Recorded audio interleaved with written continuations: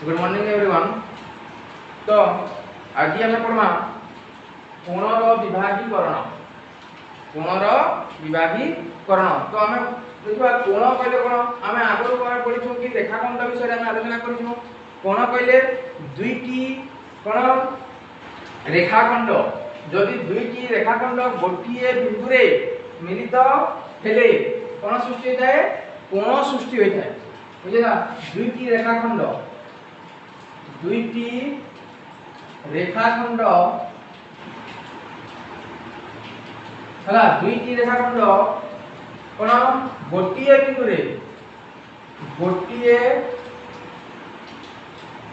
बिंदु मिलित हेले कोण सृष्टि हुए। कोण सृष्टि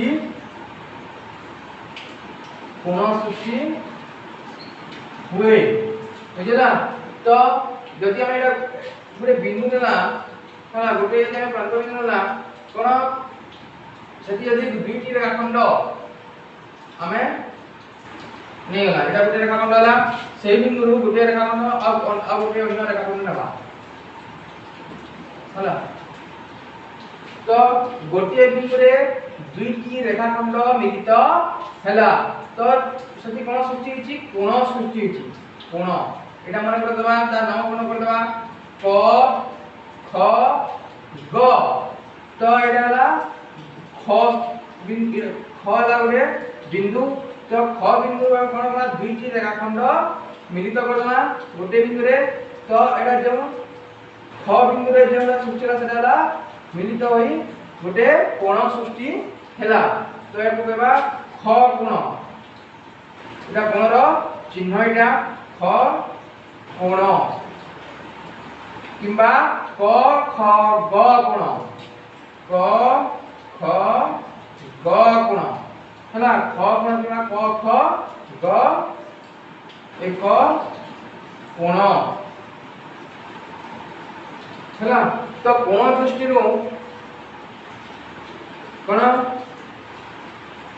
तीन भाग में विभक्त कराई कोण मान कोण तीन भाग में विभक्त कराई। गोटे हला एक छे कोण तीन प्रकार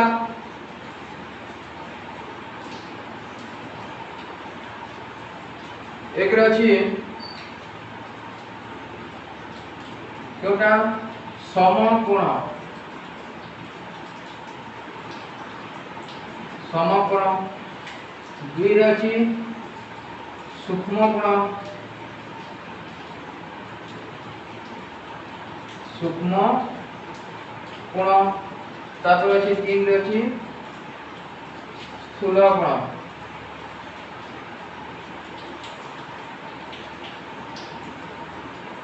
कोण दृष्टि कोण तीन प्रकार गोटे है समकोण दुई सूक्ष्म कोण तीन है स्थूल कोण। तो समकोण कहले कोण जो कोणर परिमाण 90 डिग्री थाए कोण जो कोणर परिमाण केते डिग्री 90 डिग्री या डिग्री चिन्ह 90 डिग्री होता है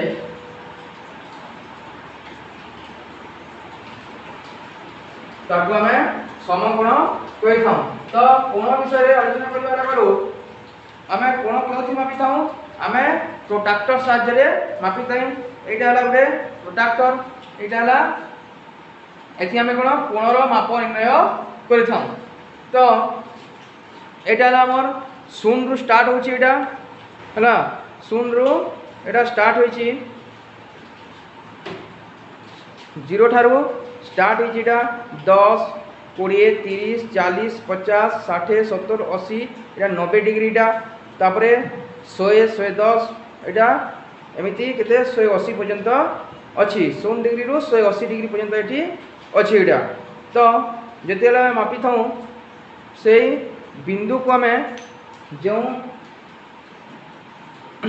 बिंदु रोचे से बिंदु को आम एठी ए मझी जो गार अच्छी तुम निजे देखो है ये गार टणाई ए गारे आम से बिंदु को आम मिलित कर आम समान हिसाब से रखी था बुझेगा या केमी रखा यहाँ जदि यहाँ गोटे रेखाखंड है तो कौन करवा आम ये बिंदु को यहाँ कौन पूरा से गारे समान भाव जो प्रोट्राक्टर जो गार लंबी है 0 डिग्री अच्छी से पूरा आम समान हिसाब से थोई नवा है जो रेखाखंड कौन एमती द्वितीय रेखाखंड को आम कौन करवा केते डिग्री पर्यंत तमने क्यों संख्या अच्छी देखा जदि यहाँ 50 थी 50 डिग्री 60 डिग्री 60 डिग्री बुझे ना से हिसाब से कोणर परिमाण निर्णय मपाई है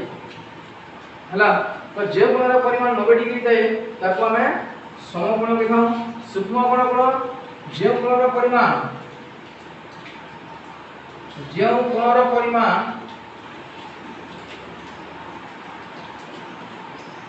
केते 0 डिग्री रु केते डिग्री 90 डिग्री है तमें 0 डिग्री रु बेसी 90 डिग्री रु कम 0 डिग्री 90 डिग्री मध्य थाए है जो कोणर परिमाण 0 डिग्री रु 90 डिग्री मध्य थाए ताको आमे सूक्ष्म कोण कहिताऊ है तमने 0 डिग्री रु अधिक और 90 डिग्री रु कम आ स्थूल कोण कहले जो कोणर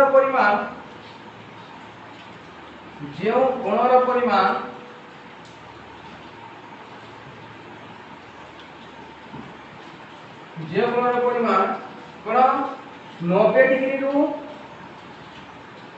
अधिक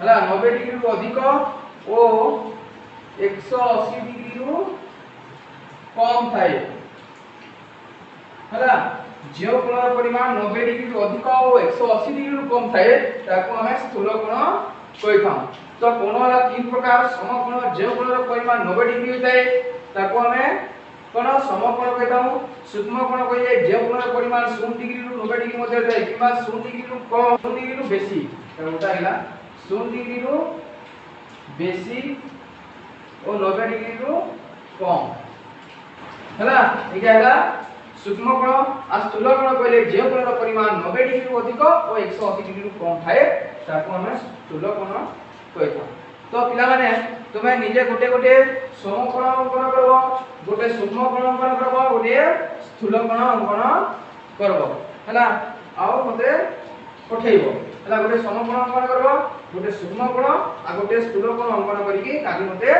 पठेइबो ठीक अछि पुणी आम नेक्स्ट क्लास में आलोचना करवा धन्यवाद।